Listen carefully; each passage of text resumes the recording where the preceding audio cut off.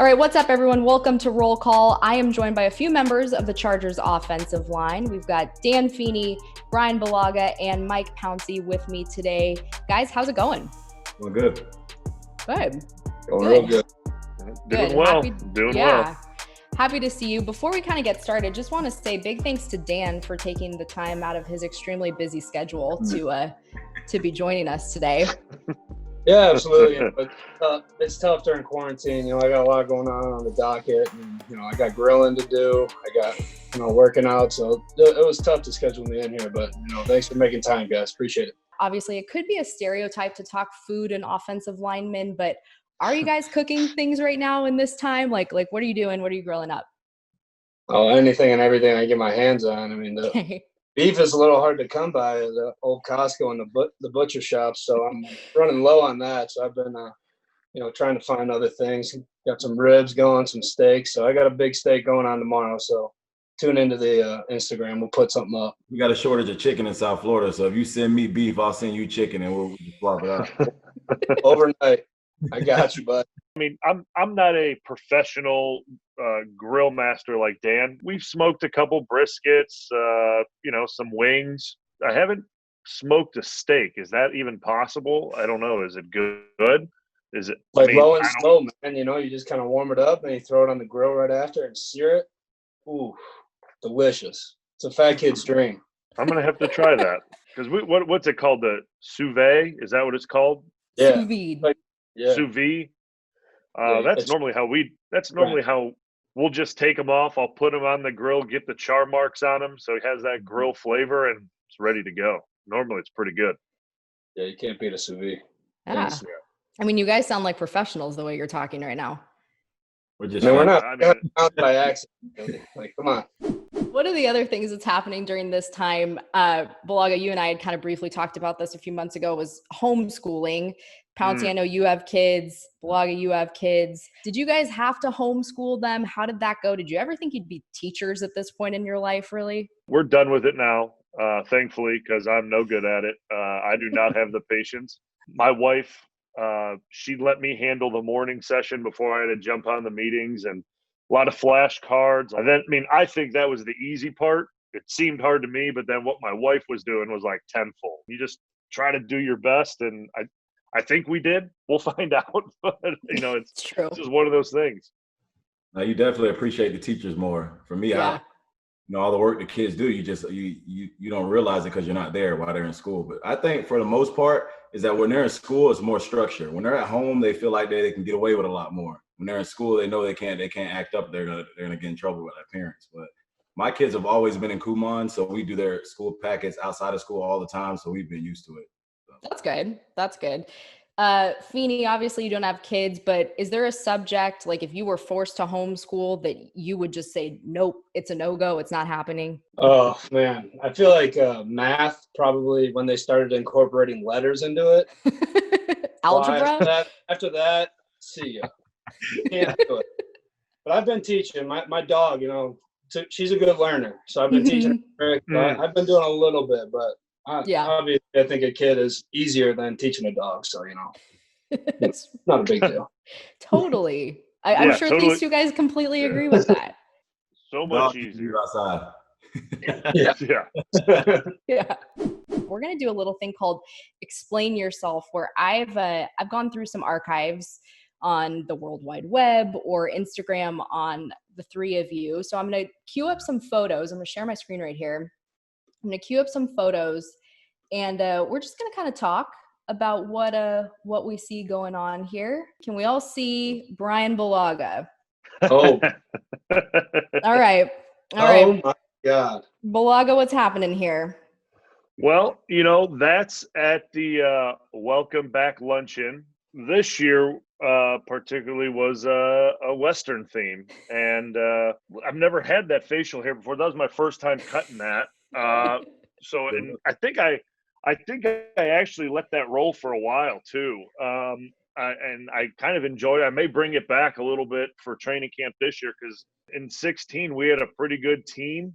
So I think I'm going to go back to it to start, and maybe it'll bring some of that good vibes this year in LA. I did my best.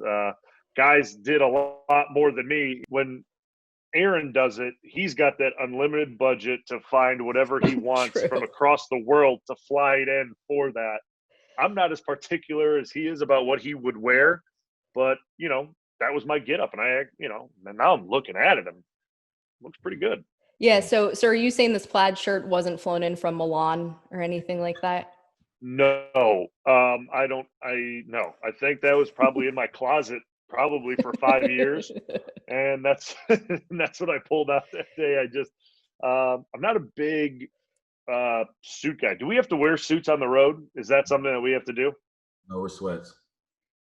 Really? That's fantastic. That's good. Okay, so that's a positive. I did update my wardrobe a little bit this year, thinking that maybe you would have to. Obviously, that was a total waste. So now I'm really upset about that.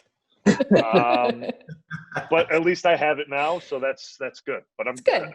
Thanks for the heads up. Now I'm definitely shutting down anything else. If for some reason we did a virtual lunch, you just dress up on the top, and who knows what's happening on the bottom. Yeah, I mean that's for the imagination, and we'll just leave it at that.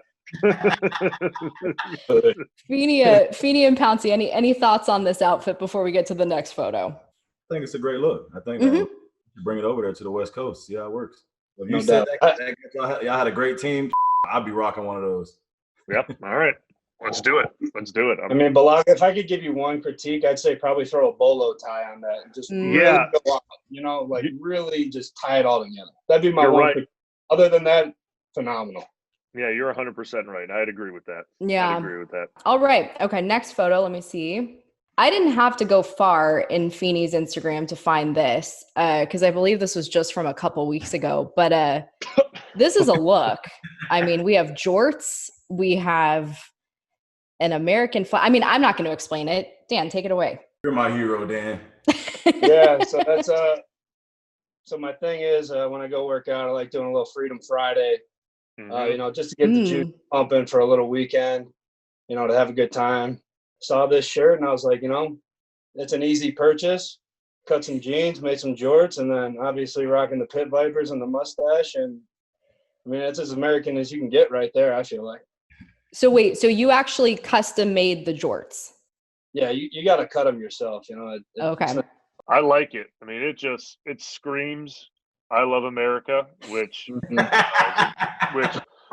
I'm all about. I mean, if I had to give one critique, I'd like those shorts a little bit higher. I'd like them a little bit shorter, Yeah, I noticed that when I was working out, they cut off circulation, so I got to bring them up a little bit higher so I got more free range.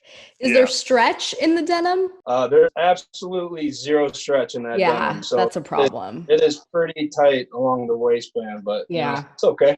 What size waist are you, Dan? 40 or 42, depends. 40, boy, you got to do some more squats. What are you, 44?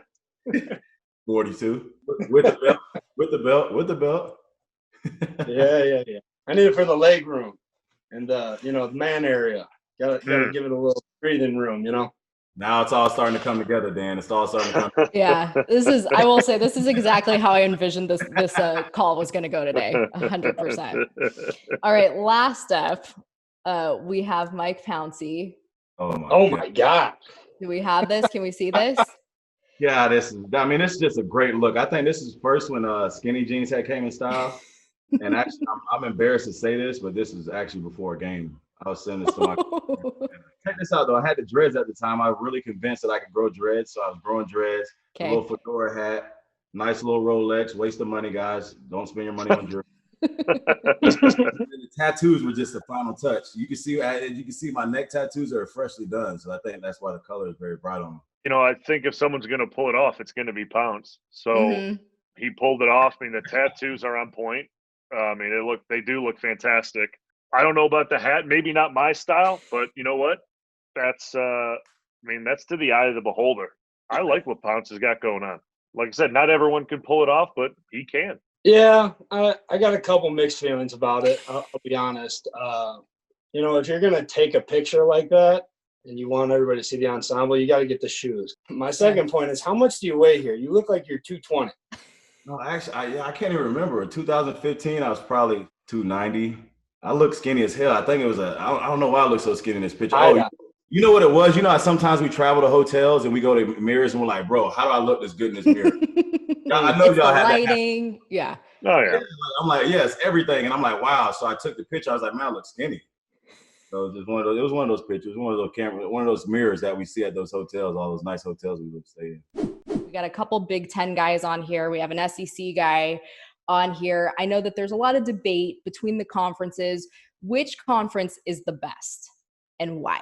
It just depends on what you're looking for. Honestly, I think a lot of great offensive linemen come out of the Big Ten. I will say that. You find certain positions in certain, conferences. Like, I mean, yes, if you look up and down the SEC skill positions compared to the Big Ten positions, there is a difference. And then if you look at Big Ten, I mean, it's a different style of football. I mean, a lot more running the football. That's what the Big Ten is known for. It's line play. When you want to see some good football, you got to watch the SEC. That's the best competition to me because as linemen, you're going against the D linemen that are the best in the conference week in and week out. I mean, Nick Bosa came out of Ohio State.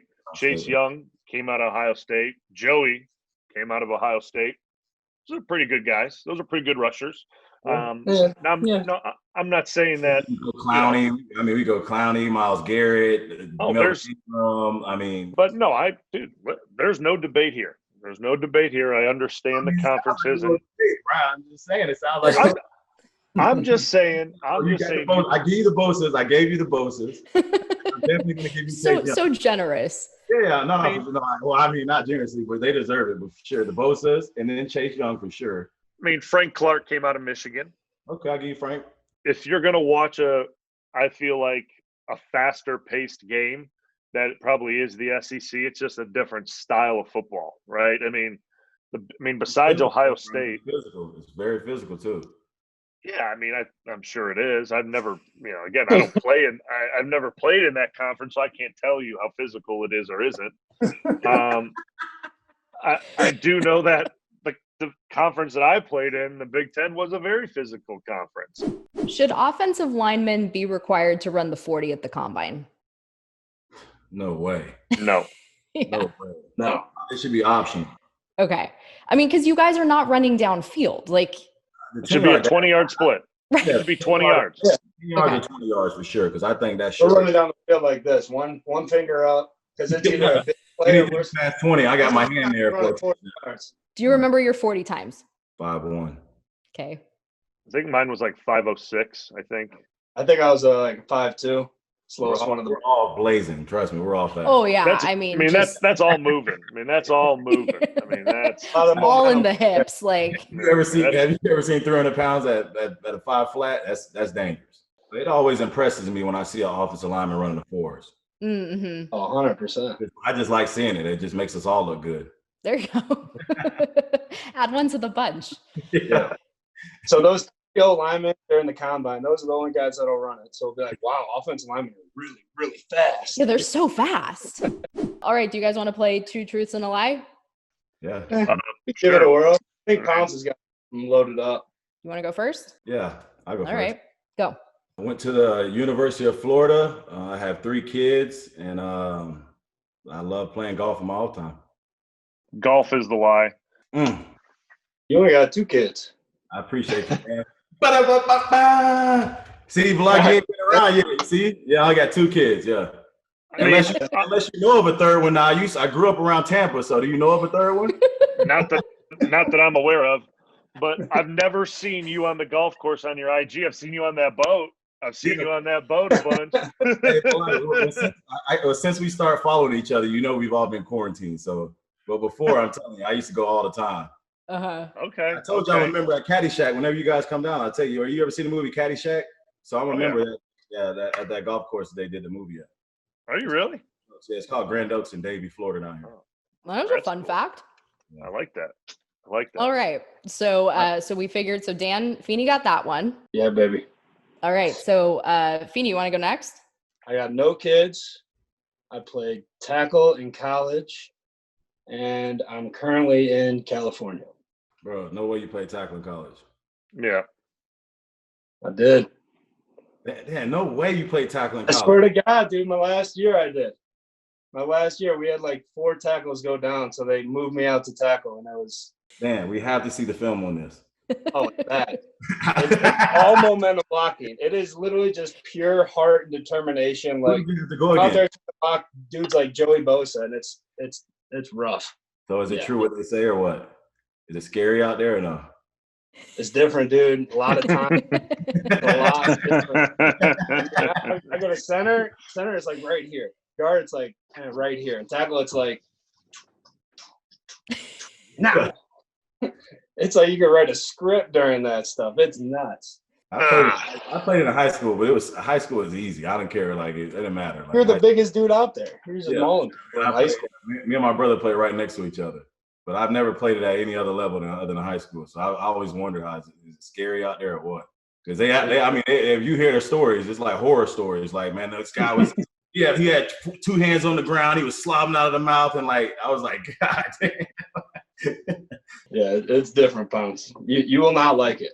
So, Feeney, your lie was that you're not in California? Honestly, I can't even remember what I said. We lost track.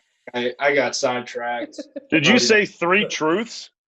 I think I did say 3 truths, honestly. Okay. I think I was going to say I do have a kid. Unless you change your location, I know you're in California. That's why I was like, man, you can't. Yeah, hold on. I'll be right back. Let me get out of here. He puts like a palm tree background on his Zoom or something like that. First MA of the year. I messed that one up. I got too excited. That's okay. I was Again, thinking about these kids, and I was like, God, I don't know.